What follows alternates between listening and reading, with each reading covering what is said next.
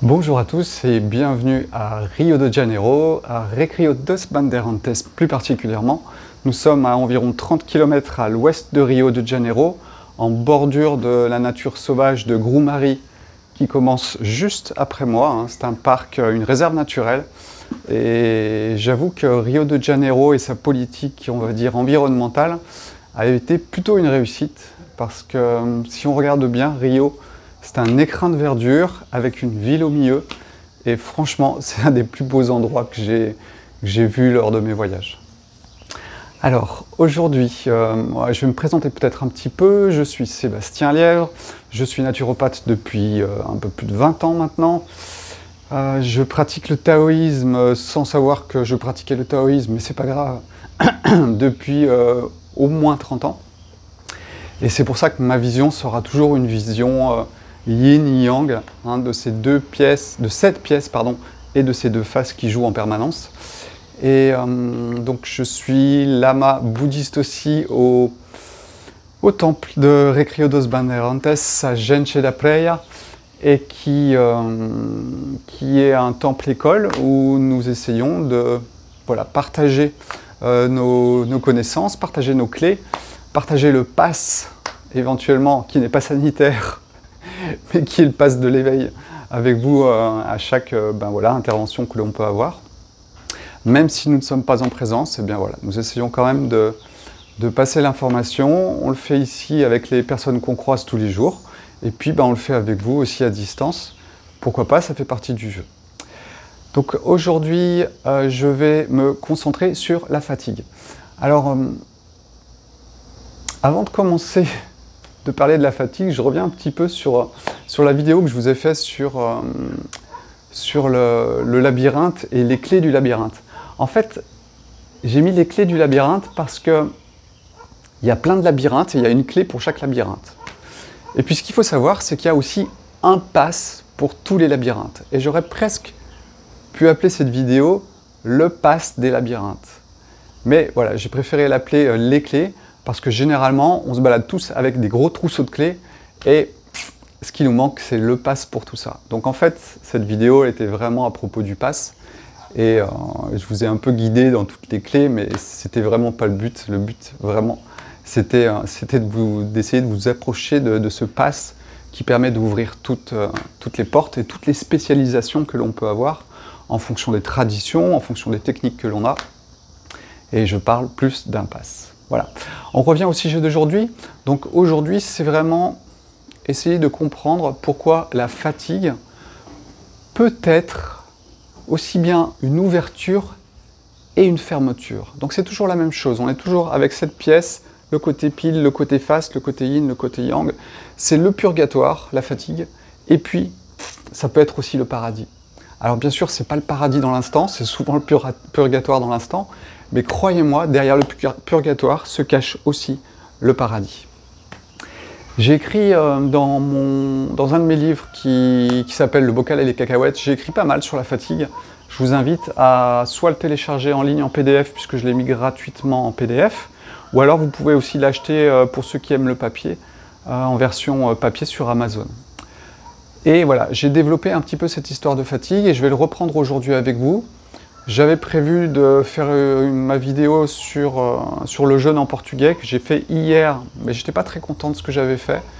Et voilà, je préférais la refaire. Et puis, je sais pas pourquoi, ce matin, la fatigue est revenue dans ma tête sur tout ce que j'avais exprimé.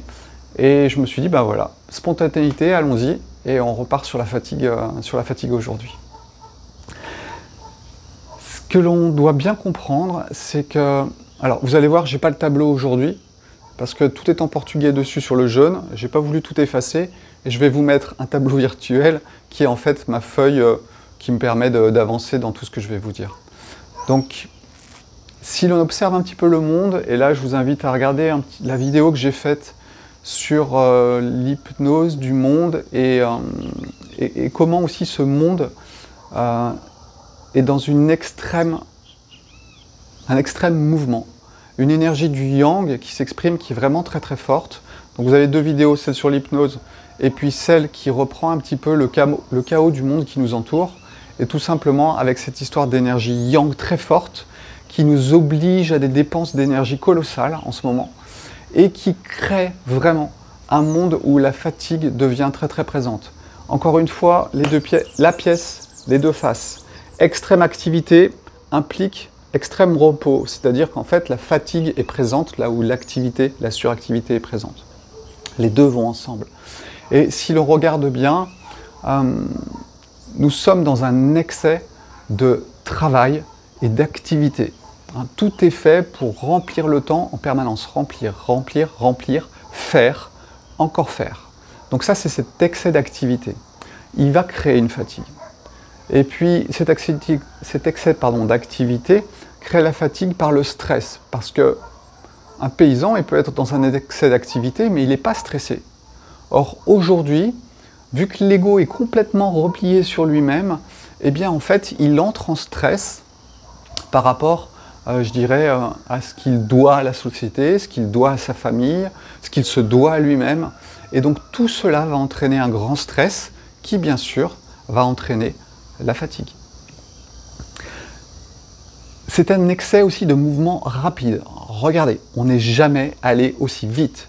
Je prends ma voiture, je prends l'avion, je prends le métro, je prends le train. Tout ça se fait à des vitesses qui ne sont pas la vitesse de marcher tranquillement sur la Terre. Vous êtes dans une... Nous sommes, parce que je vous dis vous, mais moi aussi j'ai une voiture, moi aussi j'ai pris l'avion pour venir ici, et nous sommes dans une activité, dans un mouvement qui n'est pas naturel. C'est-à-dire que notre vitesse de déplacement est à une vitesse qui n'est pas faite normalement pour notre corps. Et cela entraîne une fatigue excessive aussi. Je prends souvent un exemple qui est l'avion. Et quand vous êtes dans un avion, vous allez vraiment très très très vite. Et ce qui se passe, c'est que votre corps n'est pas fait pour ça. Et ça entraîne chez lui un phénomène de contraction. Parce que c'est comme s'il ne voulait pas perdre des morceaux. Et du coup, il augmente sa concentration et sa contraction. Et cela, bien sûr, pouf, en réaction, va entraîner aussi une fatigue. C'est pour ça que quand vous faites beaucoup d'heures d'avion, derrière, il vous faut au moins 24 heures de repos pour récupérer cet état d'équilibre derrière cette extrême contraction que vous avez vécue pendant l'avion. Donc cet excès de mouvement rapide entraîne aussi la fatigue. Voilà, j'essaye de mettre le cadre, pourquoi en fait on est autant fatigué aujourd'hui. Tout ce que l'on mange nous fatigue, quasiment, sauf si vous avez un régime où vous en avez conscience et vous faites attention. Et là, on va parler de points d'équilibre. Je vous invite à regarder un petit peu mes vidéos sur le yin et le yang au niveau physique. Je fais vraiment de la pub pour mes vidéos en ce moment, sur cette vidéo-là. Mais effectivement, toutes ces vidéos, elles ont un sens. Elles ne vous ont pas été données par hasard. Ça a été fait de façon spontanée, mais croyez-moi, quand la spontanéité est vraie, elle a aussi une mathématique. Et donc, cette vidéo sur le yin et le yang physique, eh bien, elle vous montre aussi comment on se déséquilibre. Et c'est surtout au travers aussi de l'alimentation que l'on peut créer ces déséquilibres. Ces déséquilibres, ils entraînent une recherche de l'équilibre. Et du coup, on reboucle sur une redépense d'énergie. Parce que quand vous mangez, il faut digérer. Ensuite, il faut assimiler.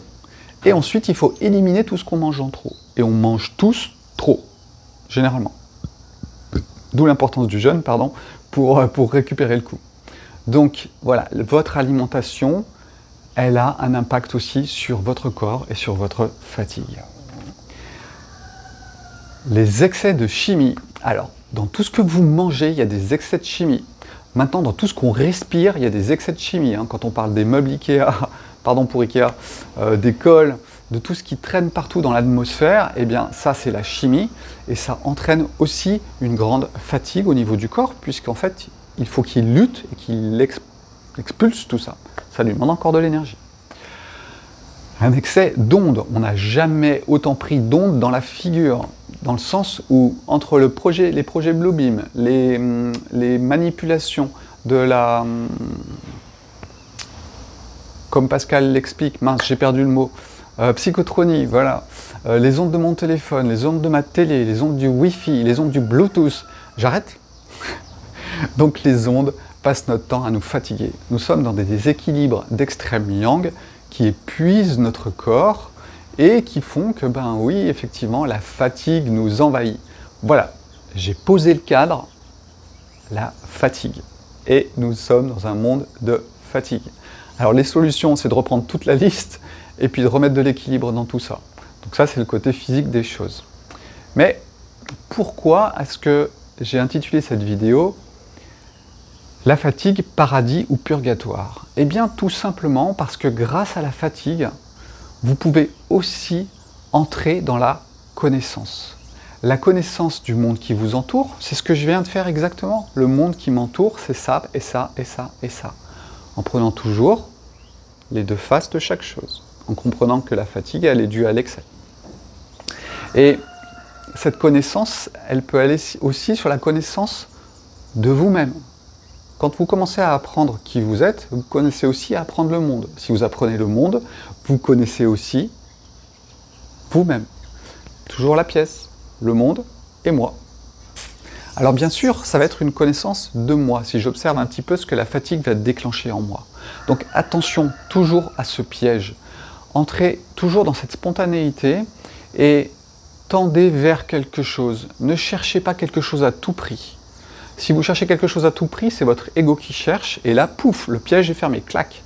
Tout ce que vous allez cogiter va servir à votre ego en termes de technique de quelque chose, de contrôle de quelque chose, mais ce qui est sûr, c'est que vous n'allez pas aller dans l'ouverture, mais plutôt dans la fermeture. Donc ce n'est pas grave, ça fait partie du jeu, mais observez-le, et puis à un moment ou à un autre, si vous l'observez, vous allez voir que ça se trouve tout seul, c'est spontané, c'est pas recherché. Observez les choses, c'est vraiment ce que je souhaite pour vous, c'est vraiment de continuer cette observation de la vie, et je dirais cet élève de la vie. Et derrière l'élève se cache le maître. Hein. Donc voilà, ça fait partie du jeu, tout ça est spontané, et c'est sur les deux plans que ça se passe. Donc, cette fatigue va vous permettre d'appréhender aussi le monde qui vous entoure. Or, elle vous saute aux yeux. Généralement, quand on n'est pas fatigué, on profite du monde. Et quand on est fatigué, eh bien, on a tendance à tomber dans le piège du monde. Et c'est peut-être là une des solutions pour aller dans la connaissance du monde, c'est justement d'essayer de l'observer. Donc soit vous partez du côté Bouddha et vous allez faire de la méditation, etc. et vous êtes de ce côté-là, mais il y a aussi une autre possibilité, c'est la possibilité de vivre la vie dans ses extrêmes, et puis de voir un petit peu ce qui s'y passe. Donc la fatigue, c'est quoi? Si vraiment on regarde ce qu'est la fatigue, c'est une descente de notre énergie vitale. Cette descente de notre énergie vitale nous entraîne vers un point zéro. Quand je dis un point zéro, c'est un point zéro énergie. Or, ce zéro énergie, c'est quoi? C'est la mort. Quand vous êtes mort, l'énergie est partie de votre corps. Donc ce qui se passe au niveau de votre psychisme, c'est que quand votre corps baisse en énergie, eh bien, quelque part, votre mental baisse aussi en énergie. Et ce qui se passe, c'est que les traumatismes, les champs mémoriels, peu importe tout ce qu'on peut vous coller dans la tête, eh bien, entraînent souvent le mental dans une mort. C'est-à-dire que autant vous pouvez avoir peur de mourir dans votre voiture, et autant votre ego peut aussi avoir peur. C'est-à-dire qu'il a peur d'être détruit, comme votre corps physique a peur d'être détruit. Et quand votre ego a peur d'être détruit, eh bien en fait, il enclenche des réflexes de survie. C'est exactement la même chose du côté physique. Hein, vous êtes dans une voiture, vous avez perdu le contrôle de votre voiture, votre réflexe physique, c'est de sortir de la voiture. Eh bien, au niveau de l'ego, c'est exactement la même chose. Alors, il va enclencher des processus différents, on en parlera peut-être une autre fois, mais c'est soit il va vers la destruction de ce qui veut l'attaquer, soit il essaye de partir. Alors, soit il se cache, soit il part en courant. Mais comprenez bien que les réactions que vous avez quand vous êtes en état de fatigue, c'est simplement de la survie de l'ego. Hein, et ça va vous permettre d'entrer en connaissance des actions et réactions du monde et de voir un petit peu ce qui se passe, en fait, tout simplement dans votre tête. Alors, aujourd'hui, je pense que cet extrême yang, cette extrême dépense d'énergie entraîne la fatigue et nous entraîne très régulièrement vers cette petite mort, quelque part, de l'ego. Et nous sommes là juste pour observer les choses. Nous sommes là aussi pour le vivre, mais du coup, l'autre face, c'est aussi de l'observer. Donc n'oublions pas d'observer les choses. Vivons et observons. C'est ça pour moi, hein, être un peu élève de la vie. Et je pense que c'est très important. Bon, ça a été ma passion, c'est pas obligé que ce soit la vôtre, mais on va dire que moi je partage mon voyage, et c'est un petit peu pour ça que je fais ces vidéos.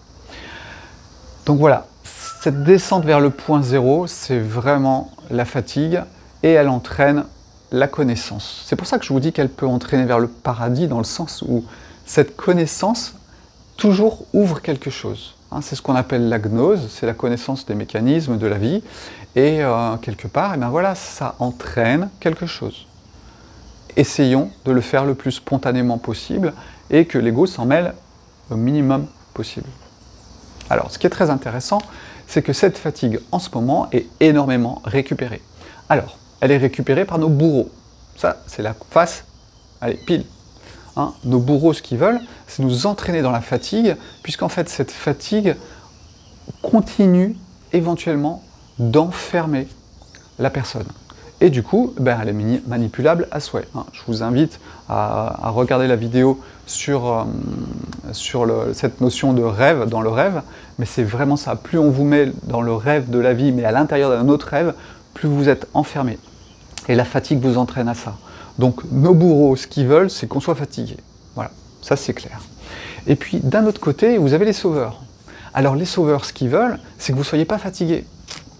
Mais il y a une façon inversée de voir les choses. C'est-à-dire que vous avez votre bourreau et votre sauveur qui sont en fait, quelque part, peuvent vous entraîner toujours dans cet enfermement aussi. Ces sauveurs, on est vraiment dans le New Age. Le New Age, il vous entraîne à calculer, mesurer quel est mon taux vibratoire, quel est le taux vibratoire de mon eau. On est dans le règne de la quantité. Voilà, on est dans le règne de la quantité. Et voilà, je vous invite toujours à lire ce livre hein, qui est très intéressant.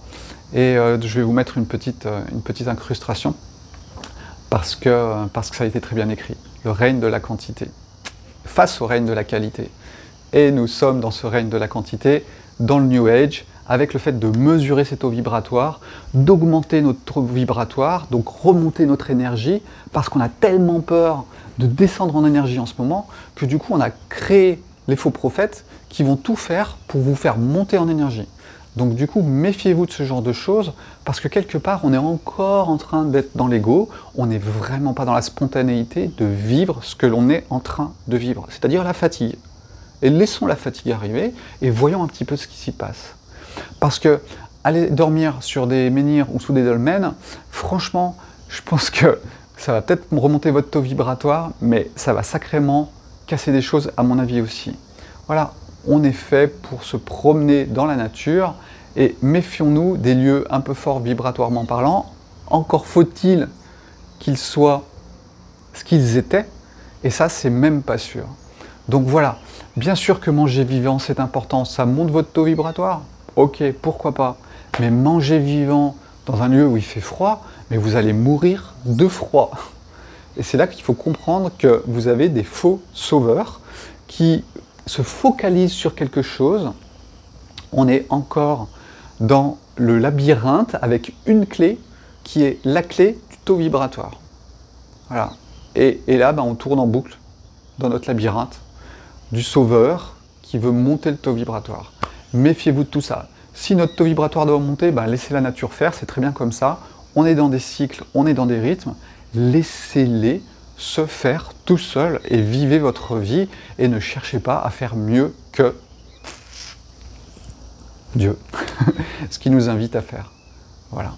Donc je voulais vraiment poser ça parce que ça me saute tellement aux yeux que voilà, la fatigue, elle est aujourd'hui entraînée par nos bourreaux et quelque part enfermée par nos faux sauveurs qui veulent absolument faire monter notre taux vibratoire dans un règne de la quantité. Donc voilà, on est encore dans une inversion par rapport à ça. Et essayez d'aller là où vous le sentez. Voilà. Je vous incite vraiment à, comment dire, connectez-vous à la nature. La nature, franchement, elle, normalement, elle est presque exempte de perturbations chimiques, hein, sauf si vous allez dans un champ de blé que l'agriculteur a cultivé. Vibratoire, généralement, vous pouvez être relativement protégé. Hein. Dans la réserve de Gros-Marie, 0 onde, hein, ou très peu. Ce qui n'empêche pas qu'il y ait d'autres ondes qui passent, mais on va dire que déjà, ça va mieux. Et puis surtout, elle vous fait coller au rythme et au cycle de ce qui est en train de se passer. Donc elle vous recale. Voilà, donc si j'ai vraiment un conseil, baignez-vous dans la mer, marchez sur la terre, respirez l'air pur le plus possible, et ça sera déjà pas mal. Donc voilà, la fatigue, c'est quoi? C'était cette baisse d'énergie. Comment elle est utilisée par nos bourreaux et par nos faux sauveurs? Et bien voilà, c'était une autre façon de vous le donner. Hein. Et si votre énergie doit remonter, laissez-la remonter tout seul, tranquillement. Franchement, c'est ce qu'on fait un peu avec le jeûne. Le jeûne, hein, c'est de laisser tomber la matérialité. Laissez tomber cette matérialité et vous allez voir ce qui se passe. Et là, vous risquez vraiment d'être surpris. Donc voilà, cette fatigue, prenez-la aussi comme une gnose, dans le sens où elle peut être une façon de voir ce qui est en train de se passer. Et on essaye de vous donner les clés. Alors quand on vous parle du taoïsme, c'est une clé. Quand on vous parle de l'hindouisme, c'est une clé. Quand on vous parle du bouddhisme, c'est une clé. Mais ces clés, généralement, cachent le pass. Le pass, qu'on peut appeler l'éveil, mais qui est tout simplement une ouverture et une vision de tous les labyrinthes. Et du coup, ça vous permet d'aller dans chaque labyrinthe. Vous n'avez pas besoin d'un gros trousseau de clés avec toutes les clés de tous les labyrinthes. Hein. Ça, c'est votre ego qui en a besoin. Mais on va dire que quand on est dans un autre état, eh bien, on peut vraiment avoir toutes les clés. Et cet état, c'est l'éveil et c'est le pass sanitaire. Voilà ce que j'avais à vous dire un petit peu aujourd'hui. J'essaye d'être le plus clair possible. J'ai parlé peut-être un petit peu vite. Mais voilà, bon, c'était la vision d'aujourd'hui, le voyage d'aujourd'hui, le connaissance du monde d'aujourd'hui. Et puis, ben, reste à vous souhaiter, et à me souhaiter aussi une excellente journée. Et puis, profitez du rêve de la vie, avec ces belles couleurs, avec ces couleurs un peu plus moches. Mais ça fait partie du jeu. Et je vous invite vraiment à partager ce jeu avec nous. Et c'est ce qu'on essaye de faire dans ce temple bouddhiste de Recrio dos Bandeirantes. On est un petit pôle assez fort. Et puis, ben, j'espère que voilà, ça aura un petit rôle dans tout ça. Et si ça n'en a pas, tant pis, c'est pas grave. On aura fait notre job. Et ce pourquoi on est fait. D'ailleurs, en parlant de ça, je vous ferai sûrement une conférence, une vidéo, puisqu'on peut appeler ça plutôt vidéo, sur le design humain que je pratique depuis 17 ans, et qui va regrouper un tout petit peu tous les labyrinthes. Alors ça, c'est très drôle, c'est relativement récent, ça date des années 80, mais franchement, sans tomber dans le New Age, c'est un sacré outil. Et il a un peu toutes les clés, et il réunit vraiment tout, et je trouve cet outil assez extraordinaire. Bon, on en reparlera, j'en fais vraiment pas une base de ma vie, mais ça me fait rire quand je l'utilise parce qu'il est vraiment précis. Voilà, je vous souhaite une excellente journée, et puis à bientôt. Ciao, ciao!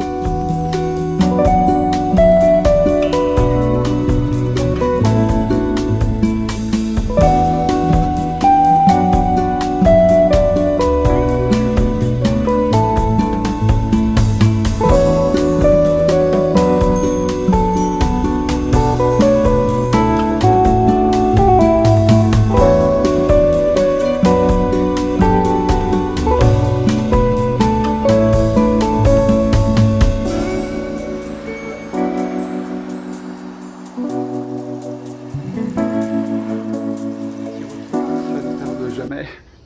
Donc ce que j'ai oublié de vous dire, bien sûr, c'est que lorsque vous êtes fatigué, eh bien c'est pas là que vous allez vraiment vous observer. Laissez les choses se faire, ça fait partie du jeu. Et puis c'est vraiment après, moi ce que j'invite à faire lorsque j'aide une personne par rapport à tout ça, c'est vraiment de laisser les choses se faire. Et puis ensuite je prends un papier. Qu'est-ce que j'ai fait? Qu'est-ce qui s'est passé? Et j'entre un petit peu dans la connaissance et on en rediscute après pour voir comment on peut appréhender les tenants et les aboutissants de ce qui s'est passé. Alors bien sûr, toujours, ne faites pas que du développement personnel. Le principe, c'est pas d'aller soigner vos traumatismes, etc. C'est d'entrer dans la connaissance des mécanismes de tout cela. Ensuite, laissez faire la spontanéité. Franchement, ça fonctionne très très bien. Les thérapeutes, ça existe, on peut en avoir besoin aussi, mais il y a aussi de la spontanéité, et crois-moi, c'est une réalité aussi. Plus vous entrez dans cette fonction d'élève de la vie, et plus vous allez aller vers la spontanéité, aussi bien de rencontrer une personne qui va vous parler et clac, ça déclenche quelque chose, écouter une musique qui déclenche quelque chose, voilà, tout est possible dans la vie, il n'y a pas que les thérapeutes, ça fait partie de la vie, mais plein d'autres possibilités sont également envisageables. Voilà, je vous souhaite une bonne journée et puis à bientôt. Ciao!